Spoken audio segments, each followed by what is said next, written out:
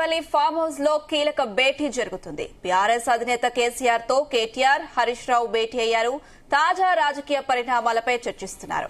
BC రిజర్వేషన్లు, స్థానిక సంస్థల ఎన్నికలపై సమాలోచనలు జరుగుతుందని సమాచారం. బీజేపీలో బీఆర్ఎస్ విలీనం ఆరోపణలపై నేతలు చర్చిస్తున్నట్లు తెలుస్తోంది.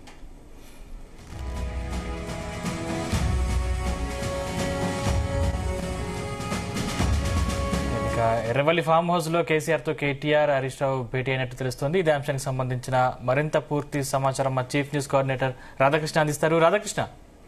Good afternoon Sandeep. Erravalli farm house లో కేసీఆర్ తో హరీష్ రావు, మాజీ మంత్రి హరీష్ రావు, అదేవిధంగా కేటీఆర్ ఇద్దరు కూడా భేటీ అయినట్టుగా తెలుస్తోంది. సో ఇది కీలకమైన ప్రాధాన్యతమైన భేటీగా గుర్తించాల్సి ఉంటుంది. ఎందుకంటే గత 2-3 రోజులుగా జరుగుతున్న పరిణామాల సంబంధించి కేసీఆర్ తో కేటీఆర్, హరీష్ రావు భేటీ అయినట్టుగా తెలుస్తా ఉంది. ఎందుకంటే మొన్న ఎంపీ అంటే బీజేపీకి ఎంపీకి సంబంధించి సీఎం రమేష్ చేసినటువంటి వ్యాఖ్యల నేపథ్యంలో ఈ భేటీకి చాలా ప్రాధాన్యత సంతరించుకుందని చెప్పవచ్చు. బీజేపీలో బీఆర్ఎస్ విలీనం చేయడానికి కేటీఆర్ తన వద్దకు వచ్చాడంటూ సీఎం రమేష్ చేసిన వ్యాఖ్యలు ఇప్పుడు తెలంగాణ, ఆంధ్ర అంటే 2 తెలుగు రాష్ట్రాల్లో సంచలనంగా మారాయని చెప్పవచ్చు.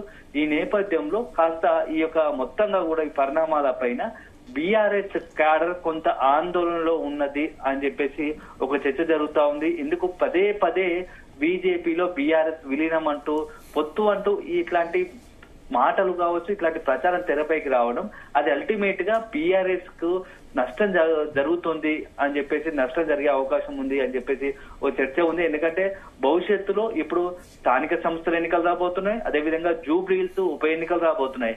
ఇలాంటి నేపథ్యంలో ఈ ప్రచారం కనుక దీన్ని కంటిన్యూ చేసి ప్రచారం తిప్పికొట్టకపోతే అది అల్టిమేట్ గా బీఆర్ఎస్ కు తీవ్ర నష్టం చేకూరుస్తుంది అని చెప్పేసి పార్టీలోని సీనియర్ నాయకులు చర్చించుకుంటున్నారు. ఇదే విషయాన్ని కేటీఆర్, హరీష్ రావు దృష్టికి కూడా తీసుకొచ్చినట్టుగా తెలుస్తోంది.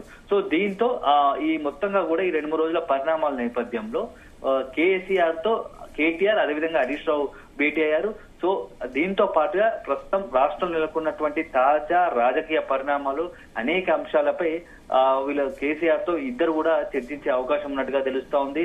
ఎందుకంటే ఒక వైపేమో ఈ బీజేపీ బీఆర్ఎస్ విలీనాంశము పార్టీకి పెద్ద నష్టం చేకూర్చేలా కనపడుతోంది. సో దీని నుంచి ఎలా బయటపడాలి, దీనికి కౌంటర్ గా మనం ఎలాంటి దీనికి వాళ్ళు సమాధానం ఇవ్వాల్సి ఉంటుందని చెప్పేసి కేసీఆర్ తో కేటీఆర్, హరీష్ రావు చర్చలు జరుపుతోంది. సో కేటీఆర్ కు, హరీష్ రావుకు కొంత గైడ్ చేసే అవకాశం కనబడుతుంది. సో ఇదొక అంశం. అయితే ఇక మరొక అత్యంత ప్రాధాన్యకర అంశం ఏంటంటే కవిత అంశంలో. సో కవిత అంశం రోజు రోజుకు పెండింగ్ లో ఉండడం వల్ల అది కూడా పార్టీకి కొంత నష్టం చేకూర్చే అవకాశం కనిపిస్తా ఉంది తెలుసు. ఎందుకంటే ఇప్పటికే జాగృతి ఆధ్వర్యంలో రోజుకొక కార్యక్రమంతో తెలంగాణ వ్యాప్తంగా ఎమ్మెల్సీగా ఉన్నటువంటి కవిత వెళ్తున్నారు. రోజు సమావేశాలు పెడుతున్నారు, మీటింగులు పెడుతున్నారు, ప్రెస్ మీట్లు పెడుతున్నారు. సో ఒకవైపు బీఆర్ఎస్ కు సమాంతరంగా జాగృతి యాక్టివిటీ కొనసాగుతోంది. సో ఇలాంటి యాక్టివిటీ వల్ల అది అల్టిమేట్ గా బీఆర్ఎస్ కూడా కొంత నష్టం చేకూర్చే అవకాశం ఉంది. ఎందుకంటే బీఆర్ఎస్ లోని కొంతమంది నాయకులు కవిత వైపు చూసే అవకాశం ఉంటుంది.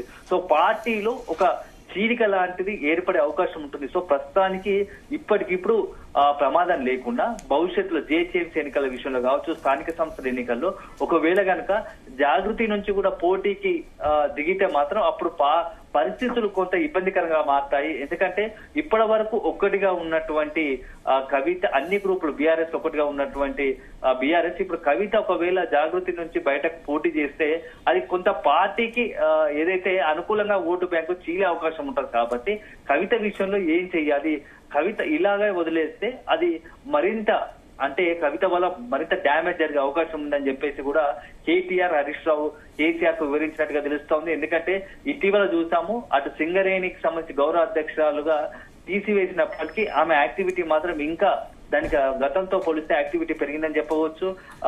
శిక్షణ తరగతుల పేరుతో యువతకు శిక్షణ తరగతుల పేరుతో మొత్తం సమావేశాలు పెడతా ఉంది, ప్రెస్ మీట్లు పెడతా ఉంది. ఆయా జిల్లాలకు సంబంధించి యువత, కార్మిక అన్ని వర్గాలను మమేకం చేసేలా కొంత యాక్టివిటీ పెంచింది. సో ఈ నేపథ్యంలో ఎందుకంటే మొన్న మాట్లాడిన సందర్భంలోనే కవిత శిక్షణ తరగతుల సమావేశం మాట్లాడుతూ ఇక జిహెచ్ఎంసీలో 150 వార్డులో కూడా జాగృతి ప్రతాపం ఏందో చూపించాలి, సత్తా ఏందో చూపించాలి అని చెప్పేసి ఆ మాట్లాడడం వెనుక చూస్తా ఉంటే జిహెచ్ఎంసీ ఎన్నికల్లో కవిత పోటీ చేయడానికి సిద్ధపడుతున్నారేమో అనే ఒక చర్చ కూడా ఉంది. సో ఇది జరిగితే మాత్రం అల్టిమేట్ గా కవిత విషయం వల్ల కవిత కనుక అట్లే పొలిటికల్ గా యాక్టివేట్ అయితే అది బీఆర్ఎస్ కు నష్టం చేకూరుస్తుంది. సో ఈ అన్ని పరిణామాల నేపథ్యంలో ఒకటి కవిత అంశము, అదేవిధంగా బీజేపీ బీఆర్ఎస్ లో విలీన అంశం, వీటితో పాటుగా ప్రస్తుతం రాష్ట్రంలో హాట్ టాపిక్ గా మారినటువంటి బీసీలకు 42% రిజర్వేషన్, దీనికి సంబంధించి ఇప్పటికే కాంగ్రెస్ కొద్దిగా ముందు వరుసలో ఉంది. కాంగ్రెస్ పొలిటికల్ గా ఈ బీసీల 42% రిజర్వేషన్ పైన కొంత మొండిపట్టుతో ఉంది. సో కొంత బీసీలలో నమ్మకం కలిగించేందుకు కాంగ్రెస్ ప్రభుత్వం ప్రయత్నం చేస్తుంది. కాంగ్రెస్ కు బీసీలు కూడా నమ్మే పరిస్థితి వస్తుందేమో. అదే జరిగితే బీఆర్ఎస్ కు రాజకీయంగా కొంత నష్టం జరిగే అవకాశం ఉంటుంది. ఎందుకంటే బీసీలో 42% రిజర్వేషన్ అమలు చేయడానికి కాంగ్రెస్ కష్టపడుతుంది, అన్ని విధాల ప్రయత్నాలు చేస్తా ఉంది అని చెప్పేసి ఒక మెసేజ్ పాస్ చేయడంలో కాంగ్రెస్ ఇటీవల కాలంలో చేస్తున్నటువంటి ప్రయత్నాలు దానికి సక్సెస్ఫుల్. కాంగ్రెస్ కొంత కాంగ్రెస్ పట్ల బీసీలు కొంత సానుకూలంగా, అంటే బీసీల రిజర్వేషన్ పట్ల కాంగ్రెస్ చిత్తశుద్ధితో ఉంది అనేది కొంత పాజిటివ్ గా బీసీలో చర్చ జరుగుతా ఉంది. ఎందుకంటే ఢిల్లీకి వెళ్లడము, కేంద్రంపై ఒత్తిడి తీసుకురావడము, ఇప్పటికే అసెంబ్లీలో ఆమోదించిన బిల్లు కేంద్రానికి పంపడం, గవర్నర్ కు ఆర్డినెన్స్ పంపడం, ఇవన్నీ చూస్తా ఉంటే ఈ కొంత కాంగ్రెస్ కు బీసీల నుంచి సానుకూలంగా వచ్చే అవకాశం ఉంటుంది. సో ఎందుకంటే తెలంగాణలో మెజార్టీగా ఉన్నటువంటి బీసీలు కాంగ్రెస్ కనుక అనుకూలంగా మారితే అది రాజకీయంగా ఇబ్బందికరంగా మారుతుంది. సో బీసీలను తమ వైపు తిప్పుకోవడానికి అదే సందర్భంలో రాష్ట్ర ప్రభుత్వం తరఫున కాంగ్రెస్ తీసుకుంటున్నటువంటి నిర్ణయాలు, ఎందుకంటే వచ్చే నెల 5, 6, 7 తేదీలో రాష్ట్ర ప్రభుత్వం మాత్రం సీఎం రేవంత్ రెడ్డి కూడా ఏకంగా ఢిల్లీకి వెళ్తూ 3 రోజులు అక్కడే ఉంటూ ధర్నా కూడా దిగుతున్నారు. సో ఈ ధర్నా విషయంలో ఈ బీసీ 42% రిజర్వేషన్ లో బీఆర్ఎస్ పార్టీ కాస్త వెనుకబడిందా?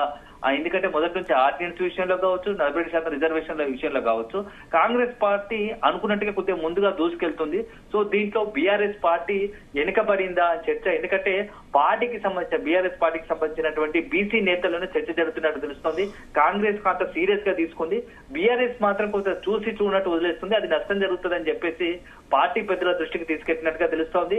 ఈ నేపథ్యంలో మొత్తంగా కూడా ఢిల్లీ పర్యటన నేపథ్యంలోనే నిన్న పార్టీ ఇవన్నీ విషయాలు గమనించి ఈ రోజు తెలంగాణ భవన్ లో బీసీ నేతల కీలక నేతల సమావేశం జరుగుతుంది. సో ఈ బీఆర్ఎస్ సంబంధించిన బీసీ నేతల సమావేశం అనంతరం నెక్స్ట్ కాంగ్రెస్ ప్రభుత్వం తీసుకున్నటువంటి నిర్ణయాలపై ఎలా ముందుకెళ్లాలి దానిపైన కూడా ఒక దిశానిర్దేశం చేసే అవకాశం కనబడుతోంది. సో ఇదొక అంశం అయితే, ఇక మరొక అంశం ఏంటంటే ఈ మంత్ చివరిగా లేకుంటే ఆగస్టు 1-2 తేదీల్లో కాళేశ్వరం సంబంధించి జస్టిస్ పినాకిని ఘోష్ ప్రభుత్వం ఏర్పాటు చేసినటువంటి కాళేశ్వరం కమిషన్ తుది నివేదిక సిద్ధం చేసింది.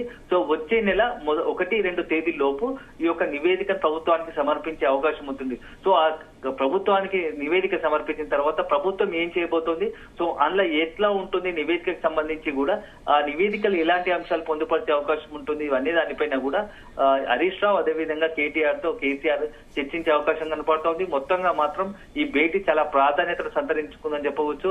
అయితే మనకు అందుతున్న సమాచారం ప్రకారం ఆగస్టు 10వ తేదీ లోపు, ఆగస్టు మొదటి వారంలో లేకపోతే ఆగస్టు 10వ తేదీ లోపు బీఆర్ఎస్ భవన్ లో కేసీఆర్ అధ్యక్షన రాష్ట్ర స్థాయి కార్యవర్గ భేటీ ఉండబోతున్నట్టుగా తెలుస్తోంది. ఈ భేటీలో మాజీ మంత్రులు, ప్రస్తుతం ఉన్నటువంటి ఎమ్మెల్యేలు, ఎంపీలు, మాజీ ఎంపీలు, అంటే సీనియర్ నాయకులతో పాటుగా జిల్లా స్థాయి నాయకులతో, జెడ్పీ చైర్మన్ గా పనిచేస్తున్న అందరితో ఒక భేటీ ఉండబోతున్నట్టుగా తెలుస్తోంది. ఈ భేటీలోనే 3 కీలకమైన అంశాలపై కేసీఆర్ అవకాశం కనబడతా ఉంది. ఎందుకంటే పార్టీకి సంబంధించి కేడర్ అంతా కాస్త గందరగోళంగా ఉన్న నేపథ్యంలో ఒకటి ఈ యొక్క మొత్తంగా బీఆర్ఎస్ బీజేపీ విలీన అంశం పైన క్లారిటీ, అదే విధంగా కవిత అంశంతో క్లారిటీ, అదే విధంగా బీసీలకు 42% రిజర్వేషన్ అంశాలతో ఒక క్లారిటీ ఇవ్వడానికి సమావేశం నిర్వహిస్తున్నట్టు తెలుస్తోంది. ఈ 3 అంశాల్లో ఈ ప్రాధాన్యత సంతరించుకున్న అంశాల్లో ఏకంగా బీఆర్ఎస్ అధినేతని ఈ సమావేశంలో ఒక దిశానిర్దేశం చేసే అవకాశం కనపడుతోంది. ఎందుకంటే ఏ క్షణంలోనైనా స్థానిక సంస్థలకు సంబంధించి, ఎందుకంటే 5, 6, 7 ఢిల్లీ సీఎం వాళ్ళ కాంగ్రెస్ ప్రభుత్వం సంబంధించినటువంటి పర్యటన తర్వాత స్థానిక సంస్థల ఎన్నికలకు సంబంధించి ఒక ప్రకటన వెలువడే అవకాశం ఉంటుంది. ఒకటి ఆ లోపే క్యాడర్ కు ఒక సిగ్నల్ ఇవ్వాలి, ఒక స్పష్టమైన ఒక ప్రకటన చేయాల్సి ఉంటుంది. కాబట్టి ఈ లోపే 7 తారీఖు లోపు, మొదటి వారంలో లేకపోతే 10వ తేదీ లోపు ఒక రోజున మాజీ సీఎం కేసీఆర్ అధ్యక్షతన ఒక బీఆర్ఎస్ తెలంగాణ భవన్ లో కార్యవర్గ సమావేశం ఏర్పాటు చేసి మొత్తం క్యాడర్ కు అన్ని స్థాయి పార్టీ నేతలకు క్యాడర్ కు ఒక దిశానిర్దేశం చేసే అవకాశం ఉన్నట్టు తెలుస్తోంది.